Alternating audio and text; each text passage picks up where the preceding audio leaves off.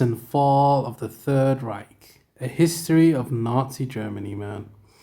Man, this book is so fucking amazing, man. To be honest with you guys, I'm not gonna lie to you guys. I'm gonna tell you guys the truth. I've listened to The Birth of the Third Reich, Chapter 1, Chapter 2. Well, Chapter 3 and 4, I didn't really listen to that one.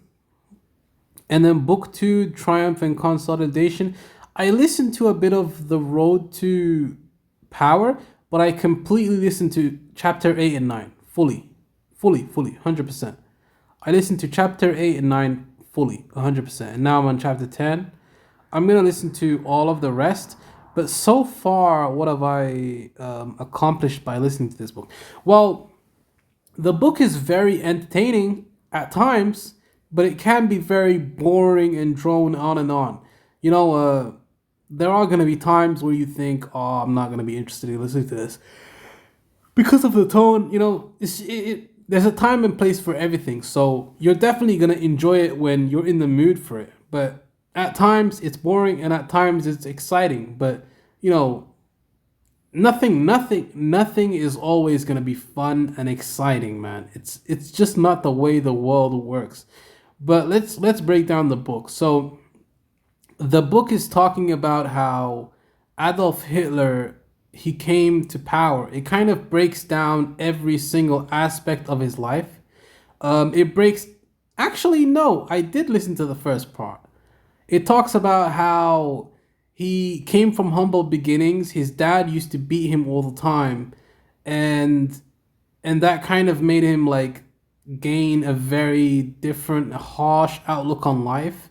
And his mom, when she died, he lost all semblance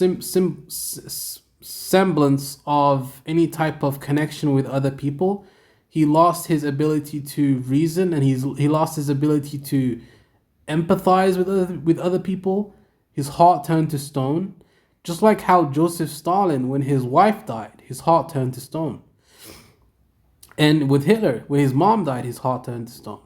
And after his mom died, he had nobody else to support him, and he was living very poor, and he was going from soup kitchen to soup kitchen.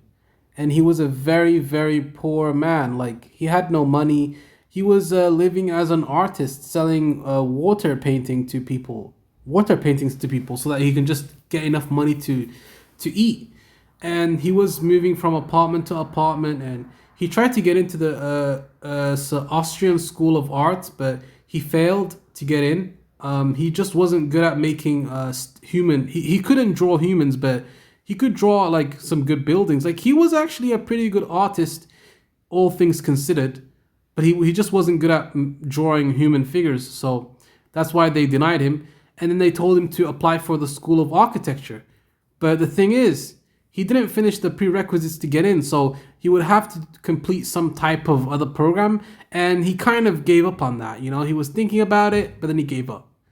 So, yeah, the author is really thorough. And with all things considered, you know, if you want to be thorough with something, it's gonna take time. You know, all good things take time in life. And this book is very interesting. It talks about how the Nazi Party came to be. It talks about all of the decisions that Hitler made and how he made them and why he made those decisions and how his mind was thinking at that time, because it covers the story of Hitler through the lens of a journalist, because William L. Scherer was living in Nazi Germany. He was an American journalist, and he was living in this country from all the way 1920s to 1941.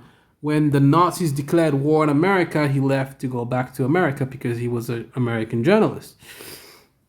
And really good book. It talks about his consolidation of power, how he was able to outmaneuver all of these other cronies in the party and the Republic. You know, he was able to outmaneuver Hindenburg and all of these other people, and he got the position of chancellor, and he was so happy. Goering actually helped him get to power. Hermann Goering was so instrumental in this in Hitler's coming to power. And it really talks very, very in depth.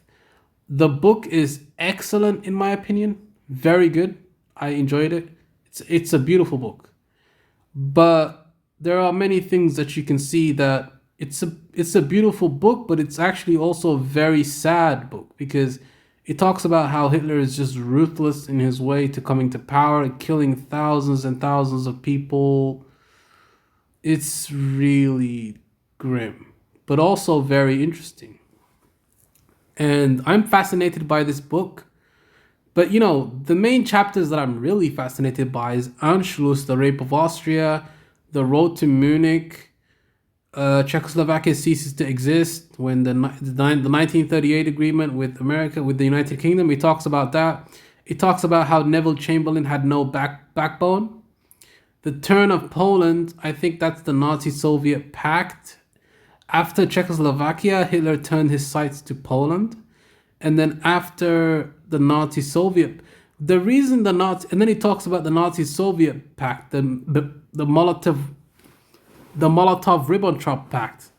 And it talks about how there were secret clauses in the pact and Romania was included in the pact and the Baltic states were also included in the pact. So the Russians would have their sphere of influence in Eastern Europe.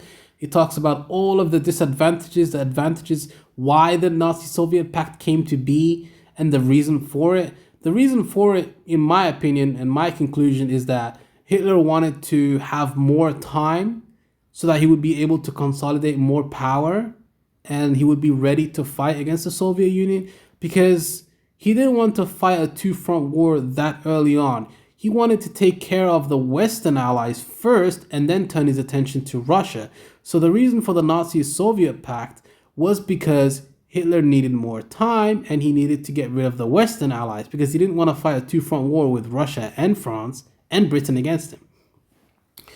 The last days of peace, the launching of World War II, it talks about how, well, I haven't listened to the launching of World War II or the Nazi-Soviet pact, but I'm kind of giving you guys just details that I'm privy to because I am a very big study on World War II. Like, I've really looked into this stuff. I find it very interesting. You know how many audiobooks I've listened to of World War II? It's insane. Like, I've listened to The Second World War by Anthony Beaver. That one is also excellent. That's another excellent audiobook. Operation Sea Lion was never going to happen, though. Like, let's be real. That was never, ever going to be even an option. Because two things. The Nazis were never able to gain air superiority over the English Channel. The Nazi Navy was terrible. Like, they didn't have the capability to have naval superiority long enough for the Germans to gain a foothold in the British Isles. They would not be able to gain enough superiority for the supply. Impossible.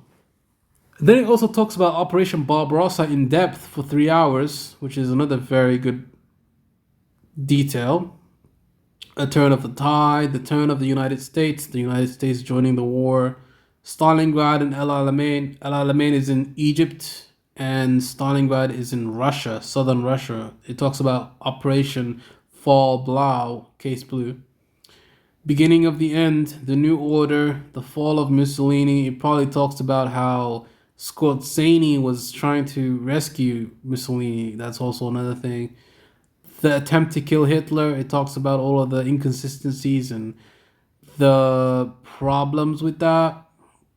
Yeah, this is all around a very good audiobook. I would recommend for any fans of World War II or any, I don't know if you can say anybody is a fan of World War II. Like, it's not something that you can rejoice in, but it's a fascinating time in history though. It's very interesting, but it's not like I can't consider this like some type of interesting endeavor to where it's like something I should celebrate because millions and millions of people died in World War II. So it's not something that I want to like celebrate or whatever. So yeah.